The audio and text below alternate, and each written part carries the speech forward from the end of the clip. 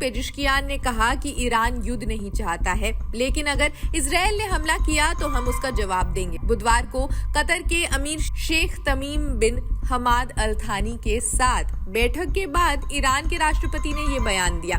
Qatar के अमीर 2 दिवसीय दौरे पर ईरान पहुंचे हैं। ईरान के राष्ट्रपति ने कहा कि अगर यहूदी सरकार ने अपने अपराध बंद नहीं किए तो फिर सख्त कार्रवाई का सामना भी करना पड़ेगा। मीडिया रिपोर्ट्स के अनुसार इजरायल ने सीरिया की राजधानी दमिश्क में एक फ्लैट पर हमला कर हसन नसरल्लाह के दामाद हसन जफर अल कासिर को ढेर कर दिया। हिजबुल्लाह ने भी हसन की मौत की पुष्टि की है।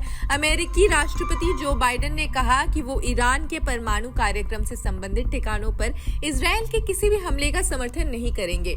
G7 देशों के नेताओं के साथ फोन पर पश्चिम एशिया की स्थिति पर चर्चा के बाद ही पत्रकारों से बातचीत में बाइडेन ने ये बात कही। बाइडेन से चर्चा के दौरान G7 नेताओं ने ईरान के हमले की निंदा की है। बाइडेन ने दोहराया कि वो इजरायल के पूर्ण समर्थन में खड़े हैं।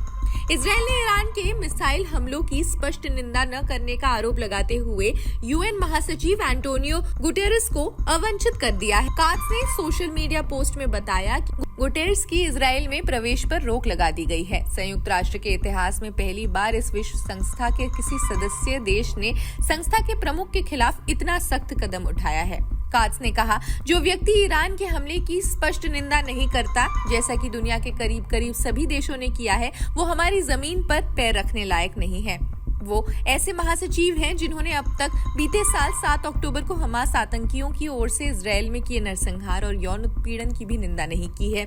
आज तक हमास आतंकी संगठन घोषित नहीं किया है। ऐसे महासचिव को हमास, हिजबुल्लाह और हूती आतंकियों, दुष्कर्मियों और हत्यारों के अलावा पूरी दुनिया में आतंक की जननी ईरान का समर्थन करते हैं। संयुक्त राष्ट्र के इतिहास पर धब्बे के रूप में याद रखे जाएंगे। खैर, आगे बढ़ते हैं। लेबनान में बुधवार को इजरायली हवाई हमले में एक अमेरिकी नागरिक की भी मौत हो गई थी। मृतक की पहचान कमेल अहमद जावेद के रूप में हुई है।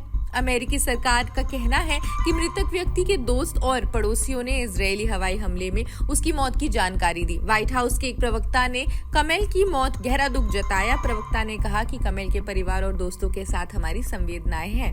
इजरायल के ताजा हमले की बात करें तो बृहस्पतिवार तड़के मध्य बेरूत में बमबारी की इजरायल हमले में कम से कम 6 लोगों की मौत हो गई है, जबकि 7 अन्य लोग घायल बताए जा रहे हैं। इजरायल का कहना है कि उसने बेरूत पर सटीक हवाई हमला किया है। एक सुरक्षा सूत्र के मुताबिक इजरायल ने मध्य बेरूत के बचौरा पड़ोस में संसद के करीब एक इमारत को निशाना बनाया। वहीं लेबनानी सुरक्षा अधिकारियों का कहना है कि 3 मिसाइलों ने दक्षिणी उपनगर पर भी हमला किया। हमले के बाद जोरदार विस्फोटों की आवाज सुनाई दी। इसी जगह पर पहले हुई इजरायली हमले में हिजबुल्लाह नेता हसन नसरल्लाह मारा गया था। इजरायल द्वारा बृहस्पतिवार दक्षिण बेरूत में हवाई हमले के बाद बेंजामिन नेतन्याहू ने दक्षिण बेरूत और लेबनान के क्षेत्रों के लिए एक नया निकासी आदेश भी जारी कर दिया।